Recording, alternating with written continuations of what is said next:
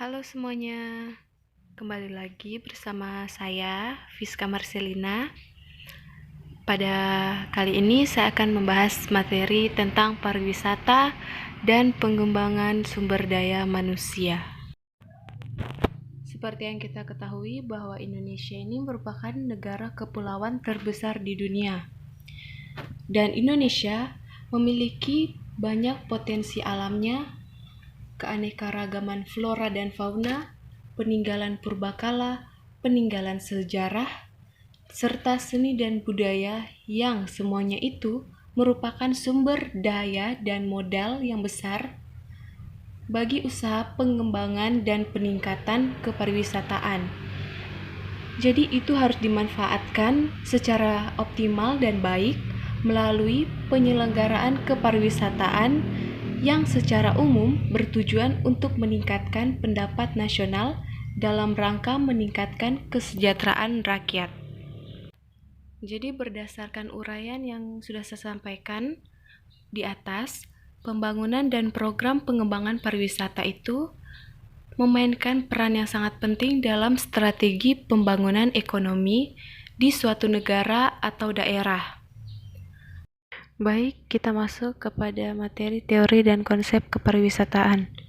Jadi dikatakan dalam Undang-Undang Nomor 9 Tahun 1990 tentang kepariwisataan pada bab 4 pasal 4 yang menyebutkan bahwa objek dan daya tarik wisata terdiri dari yang pertama, objek dan daya tarik wisata ciptaan Tuhan Yang Maha Esa yang berwujud keadaan alam serta flora dan fauna.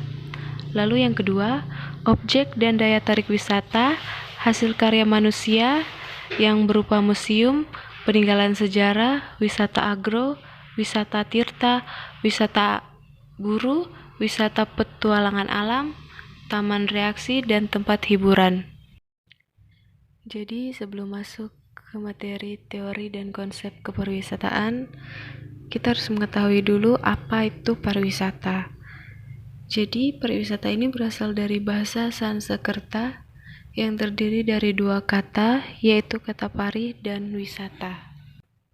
Yang dimana kata pari ini berarti penuh, seluruh, atau semua, dan kata wisata yang berarti perjalanan. Jadi bisa diartikan bahwa pengertian pariwisata adalah perjalanan wisata yang dilakukan secara berkali-kali atau berkeliling-keliling, baik secara terencana maupun tidak terencana, yang dapat menghasilkan pengalaman total bagi pelakunya.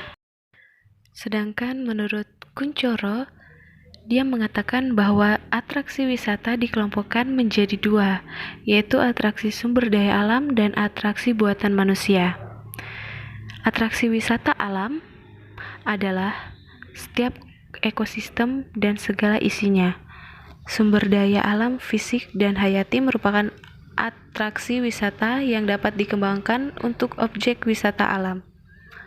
Yang kedua, atraksi buatan manusia yang meliputi atraksi budaya atau agama, budaya modern, museum, galeri seni, situs arkeologi, bangunan, tradisi, dan peristiwa olahraga. Itu juga pembangunan kepariwisataan dimaksudkan untuk memupuk rasa cinta tanah air dan mempererat persahabatan umat manusia dalam negeri dan antar bangsa. Selanjutnya dapat kita lihat di sini bahwa figur atau sosok sumber daya manusia pada abad ke-21 adalah manusia-manusia yang memiliki kualifikasi sebagai berikut. Yang pertama yaitu manusia yang memiliki wawasan pengetahuan, keterampilan, dan sikap atau perilaku yang relevan dan mampu menunjang pencapaian sasaran dan bidang tugas dalam suatu organisasi. Lalu yang kedua, memiliki disiplin kerja, dedikasi dan loyalitas yang tinggi terhadap pekerjaan dan terhadap organisasi. Yang ketiga, memiliki rasa tanggung jawab dan perhatian atau pemahaman yang mendalam terhadap tugas dan kewajibannya sebagai karyawan atau unsur manajemen organisasi.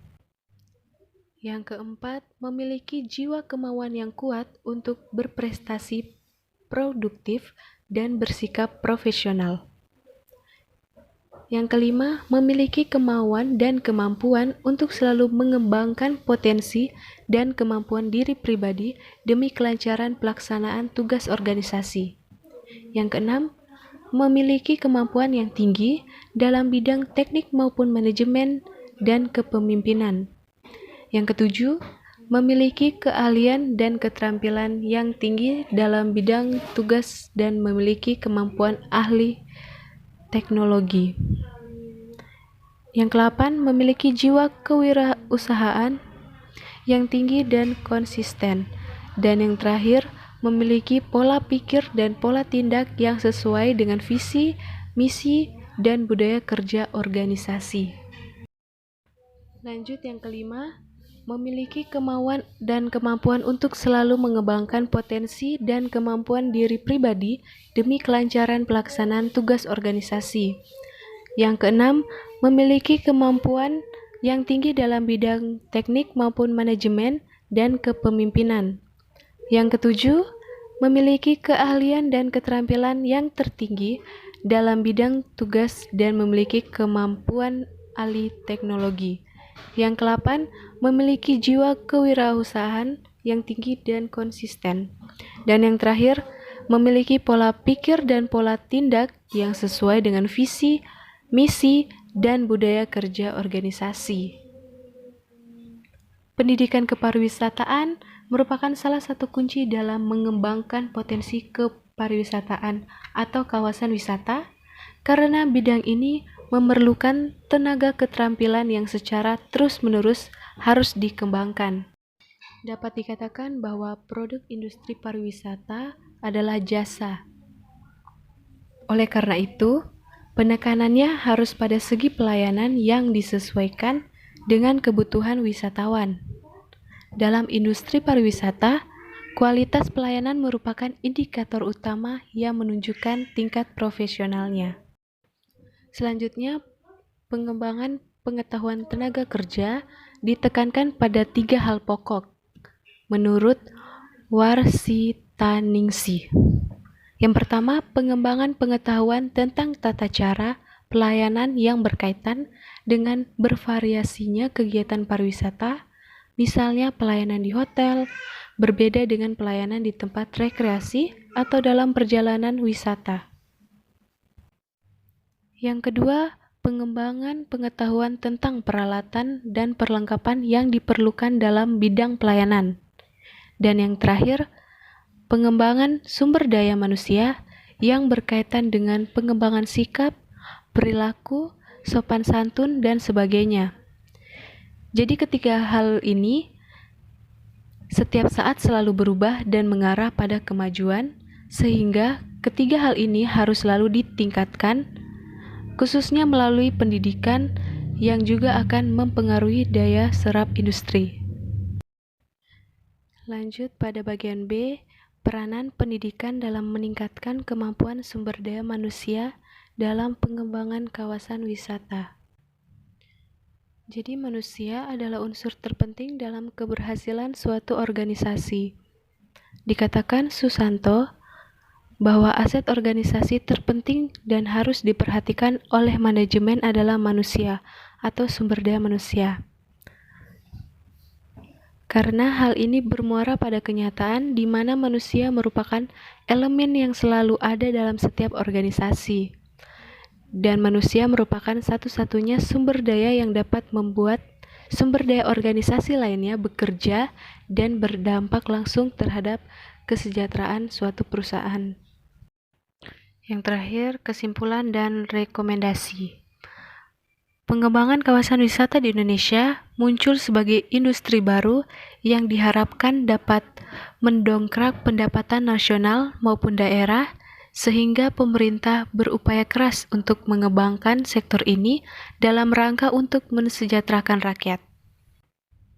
Namun demikian, keberhasilan pengembangan kawasan ini juga sangat dipengaruhi oleh kondisi stabilitas keamanan dan politik, daya dukung sumber daya manusia yang memiliki keahlian yang sesuai baik dari segi kualitas maupun kuantitasnya, adanya anggaran yang digunakan untuk mengembangkan sarana dan prasarana kawasan wisata, kebijakan hukum yang memberikan kemudahan, keamanan, transparansi, dan kenyamanan bagi para investor maupun wisatawan dalam menanamkan modal dan menikmati kawasan wisata, serta sosialisasi dan promosi atas pengembangan dan pemanfaatan kawasan wisata.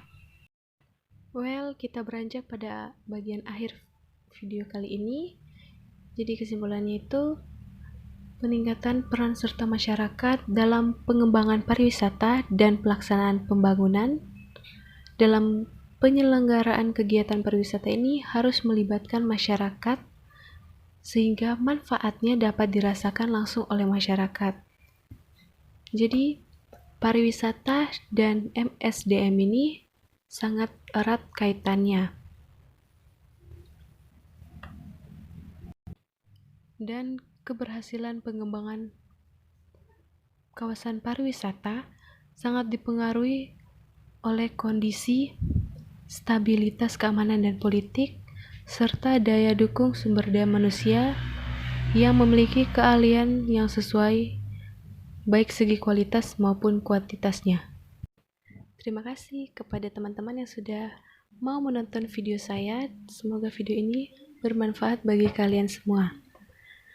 Dan jangan lupa like, komen, subscribe, dan share video ini ke teman-teman kalian semuanya. Oke, see you next time. Bye-bye.